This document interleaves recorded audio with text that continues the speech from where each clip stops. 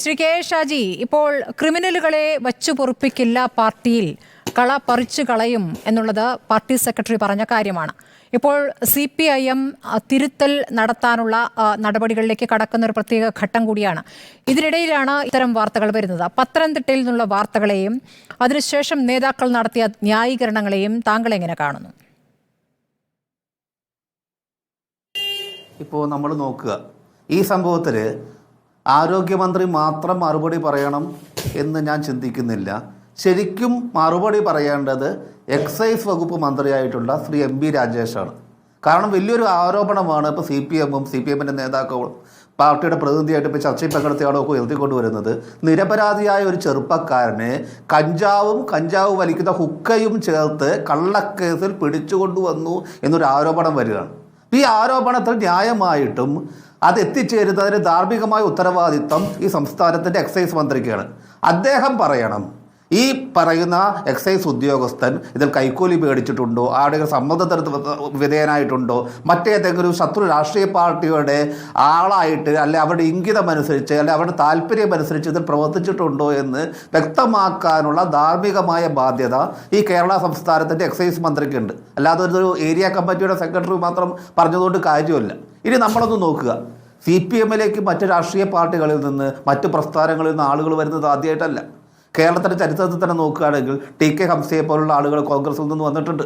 ഒപ്പം തന്നെ ലോരപ്പൻ നമ്പാടിനെ പോലുള്ള ആളുകൾ വന്നിട്ടുണ്ട്.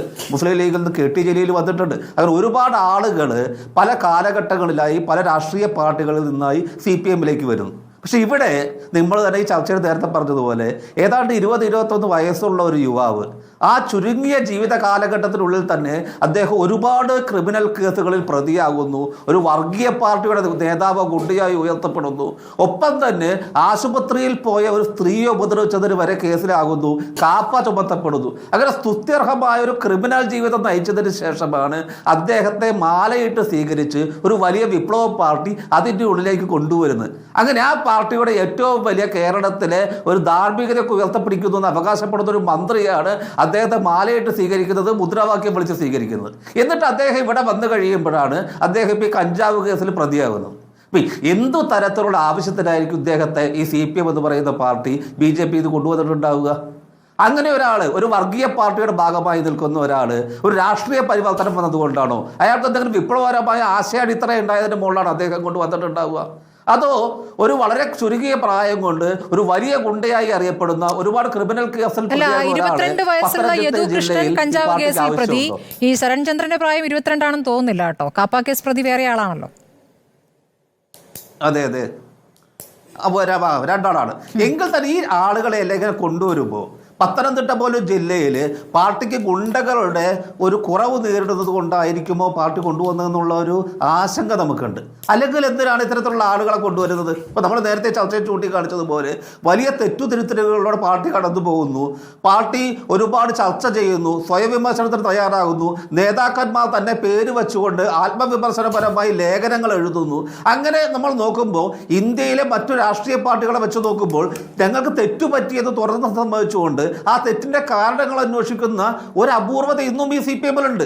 ആ പാർട്ടി അതേ സമയത്ത് തന്നെ വലിയ നിലയിൽ ഗുണ്ടകളെ റിക്രൂട്ട് ചെയ്യുകയാണ്. അതും വലിയ ക്രമസമാധാന പ്രശ്നങ്ങളില്ലാത്ത, രാഷ്ട്രീയ പാർട്ടികൾ തമ്മിൽ വലിയ അടിയൊന്നും കാണാത്ത, വലിയ പ്രശ്നങ്ങളില്ലാതെ ജനങ്ങൾ പരസമാധാനത്തോടെ ജീവിക്കുന്ന പത്തനംതിട്ട ജില്ലയിലാണ്. അപ്പം ഇങ്ങനെ നോക്കുമ്പോൾ ഇതിൻ്റെ പിന്നിലുള്ള താല്പര്യം എന്താണെന്ന് പാർട്ടി വ്യക്തമാക്കേണ്ടതുണ്ട്. അത് വ്യക്തമാക്കേണ്ട ആളുകൾ ഈ ചർച്ചയിൽ വന്നിട്ടില്ല, അല്ലെങ്കിൽ ഇതുപോലുള്ള ചർച്ചകളിൽ പോകുന്നില്ല എന്ന് പറയുന്നത് തന്നെ വളരെ അപകടകരമായ ഒരു ട്രെൻഡാണ് കാണിക്കുന്നത്. അപ്പം ഒരു പാർട്ടിയുടെ ഒരു ഏരിയ കമ്മിറ്റി സെക്രട്ടറി പറയുകയാണ്, ഇക്കാര്യത്തിൽ ഒരാളെ കള്ളക്കേസ് സംസ്ഥാന എക്സൈസ് വകുപ്പിൽ പ്രധാനപ്പെട്ട ഉദ്യോഗസ്ഥൻ കുടുക്കിയെന്ന് പറയുമ്പോൾ ആ വകുപ്പിൻ്റെ മന്ത്രിക്കെങ്കിലും അതിനകത്ത് മറുപടി പറയാൻ കഴിയണ്ടേ? എന്തുകൊണ്ടാണ് ഈ ചോദ്യങ്ങളിൽ നിന്ന് ആളുകൾ ഒളിച്ചോടുന്നത്? അതുകൊണ്ടാണ് ഈ ചോദ്യങ്ങളായി അന്തരീക്ഷത്തിൽ ശക്തമായി നിൽക്കുകയും ആ ചോദ്യങ്ങൾക്കുള്ള ഉത്തരം തരേണ്ട ആളുകൾ ആ ഉത്തരം തരാതെ അവർ അധീരരായി ഒളിച്ചോടുകയും ചെയ്യുന്ന അവസ്ഥ. സൂചിപ്പിച്ചത്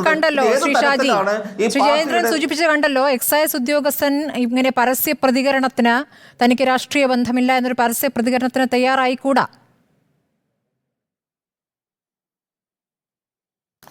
അപ്പോൾ ഇവിടെ ഏതാണ് യഥാർത്ഥത്തിലുള്ള പ്രശ്നം?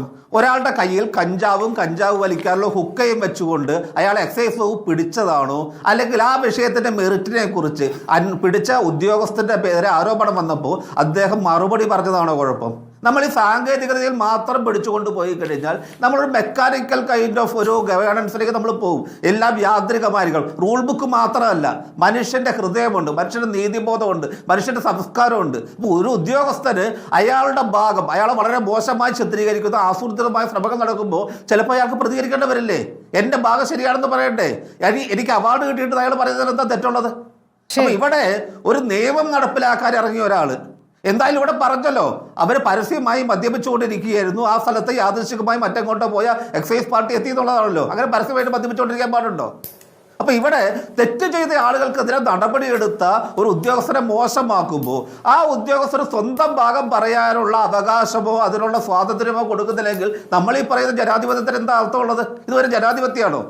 എന്താ പറയുക, രാഷ്ട്രീയക്കാർ മാത്രം പ്രസംഗിച്ചാൽ മതിയല്ലോ, രാഷ്ട്രീയക്കാർ മാത്രം പ്രതികരിച്ചാൽ മതിയല്ലോ.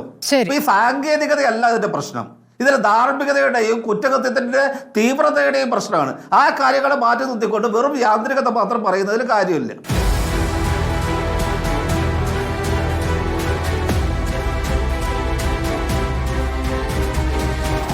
ഡിബേറ്റ് വിത്ത് സ്മൃതി പരുത്തിക്കാട്.